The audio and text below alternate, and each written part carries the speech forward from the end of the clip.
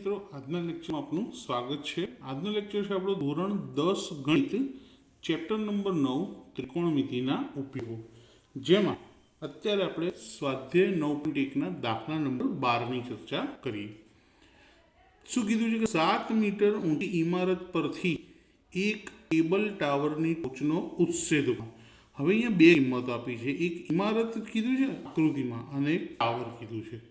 હવે બેમાંથી કોણ મોટું છે એની કોઈ ચર્ચા કરી નથી, તો પહેલાં આપણે ઇમારત દોરી દઈએ કે 7 મીટર ઊંચી ઇમારત છે અને ઇમારતને આપણે કહી દઈએ AB, જે કેટલી છે 7 મીટર ઊંચી।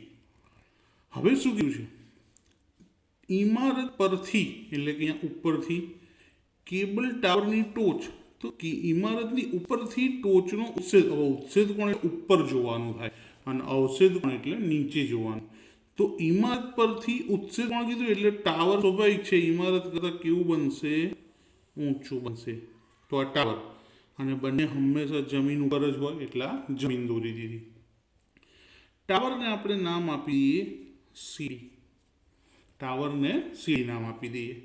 હવે ઇમારતની ટોચથી ટાવરની ટોચ એનો ઉચ્છેદ કોણ, હવે ઉચ્છેદ કોણ 60 છે, દર્શાવવા માટે એક સમક્ષિતિજ રેખા દોરવી પડે, તો અહીં કેટલો ખૂણો બને છે 60નો। ત્યારબાદ ટાવરના તળિયાનો, તો ઇમારતની ટોચથી ટાવરનું તળિયું અને ટાવરના તળિયાનો અવચ્છેદ કોણ કીધું એટલે અહીં દર્શાવાય કેટલો 45। હવે તમને ખબર હોવી જોઈએ મિત્રો કે અવચ્છેદ કોણ અને ઉચ્છેદ કોણ બંનેના માપ કેવા હોય, સમાન, કારણ કે અહીં જો Z બને એટલે યુગ્મ કોણ કહેવાશે, કેવા કહેવાશે, યુગ્મ કોણ, માટે અવચ્છેદ કોણ અને ઉચ્છેદ કોણનું માપ સરખું હોય છે। અહીંયા વચ્ચે કોઈ નામ આપી દઈએ AB નું માપ 7, તો સામે DE અથવા ED એનું માપ પણ કેટલું થશે 7 મીટર, કારણ કે સામેની બાજુ સરખી હોય। આપણે અત્યારે કહી શકીએ કે લંબચોરસ છે, કારણ કે સામે સરખી થઈ જાય। હવે આખા ટાવરની ઊંચાઈને આપણે શું ધારી લઈએ, h મીટર।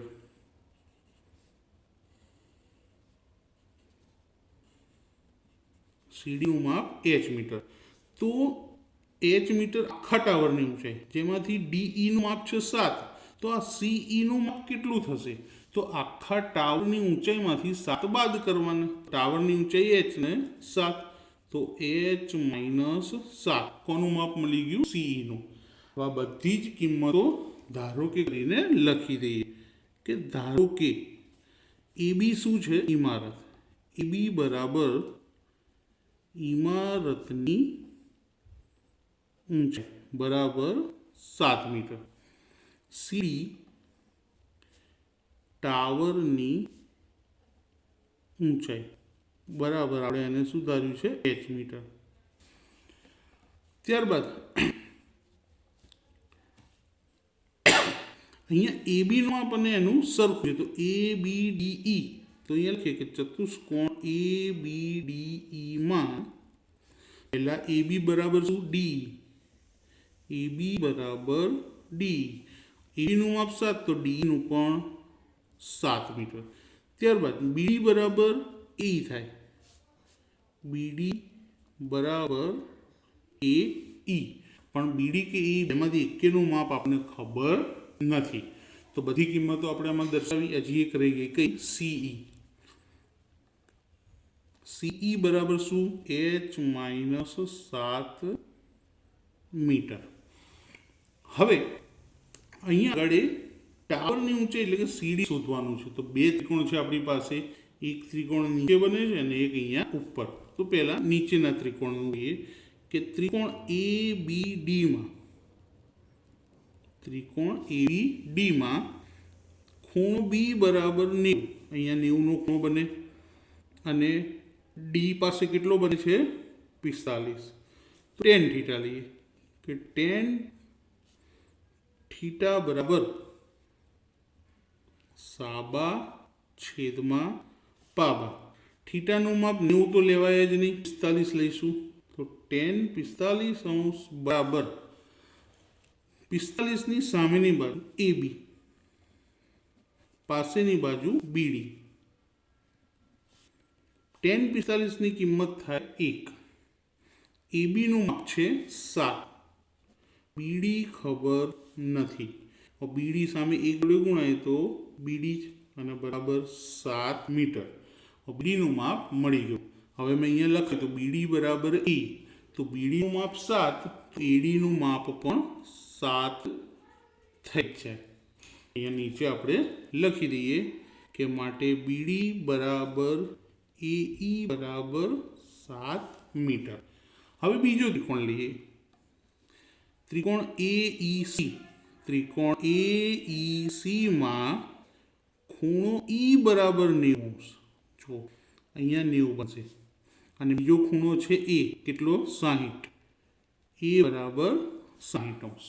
એમાં પણ આપણે tan થીટા લઈએ કે tan થીટા બરાબર સાબા છેદમાં પાબા. થીટાનું મૂલ્ય કેટલું છે? 60. તો tan 60° બરાબર, હવે તમે સાબા પાબા નક્કી કરી શકો ને. 60ની સામેની બાજુ CE અને પાસેની બાજુ AE. tan 60નું મૂલ્ય હવે તમને યાદ હોવું જોઈએ, કારણ કે 12 દાખલા પૂરા થવાયા. કેટલું? √3. સાચું કીધું. CE નું માપ શું છે? h-7 અને AE, તો એ આપણે અહીંયા લખેલા છે, જો 7. કેમ? કારણ કે BD અને AE સરખા છે એવું આપણે અહીંયા વિગતમાં પણ લખ્યું હતું. તો એ 7. સિમ્પલ 7ને આની સાથે ગુણી દઈએ તો 7√3 બરાબર h-7. -7 ડાબી બાજુ લઈએ તો પ્લસ થઈ જાય. 7√3 પ્લસ 7 બરાબર h. હવે આપણે h જોઈતો હતો તો h મળી ગયો કે h બરાબર 7√3 વત્તા 7. પણ દાખલાના પૂરામાં નહીં મળે જો આવું કરશો. કેમ? થોડુંક મગજ પર ભાર આપો કે આ બંને પદમાં કોમન શું છે? 7. તો 7 કોમન લેવા પડશે. પહેલામાં શું વધશે? √3 વત્તા અહીંથી તો કે સાહેબ આખા 7 કોમન આવી ગયા, તો શું વધશે? એની જગ્યાએ 1. 7 એકા 7 અને 7√3. h મળી ગયા. h એટલે સીડી હતા. તો માટે ટાવરની ઊંચાઈ બરાબર 7√3 પ્લસ 1 મીટર. પૂરેપૂરા 4 માર્ક મળી જાય.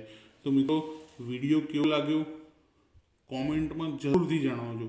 અને સારો લાગ્યો હોય તો તેને લાઈક કરજો, તમારા ફ્રેન્ડ સર્કલમાં શેર કરજો અને ચેનલને સબસ્ક્રાઈબ કરવાનું ભૂલતા નહીં, જેથી નવા વિડીયોની લિંક તમને મળતી રહેશે. Thank you.